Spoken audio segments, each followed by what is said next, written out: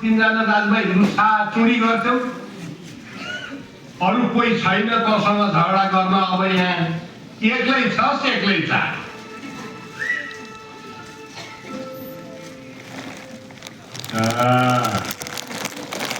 म काट्नेले हात चाट्छ भने यही हो।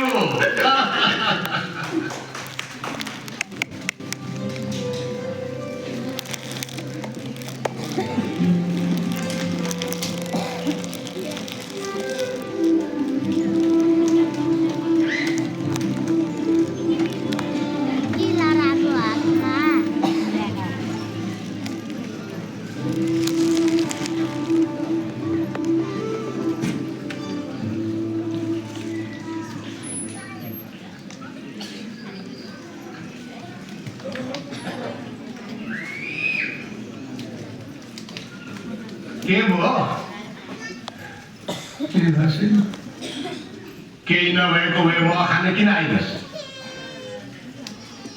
ल तेरो हातको म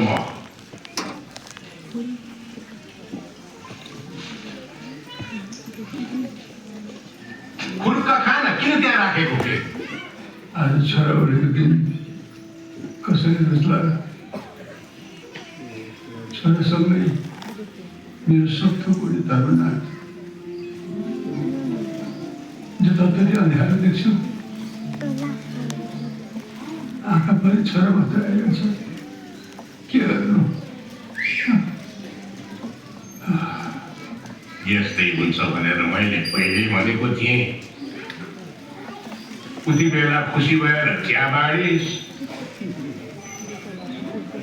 तेरो भाग्यमा यही लेखिएको रहेछ। अब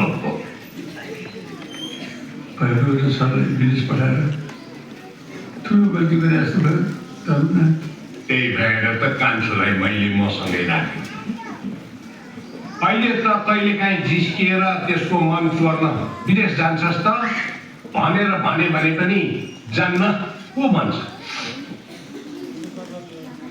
त संसारकै भाग्यमानी बाबु होस्।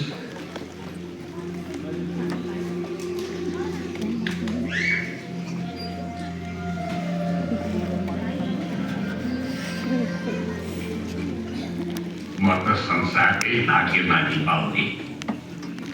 गाउँ बुढोले भनेको आज किन त मेरो साथमा भएर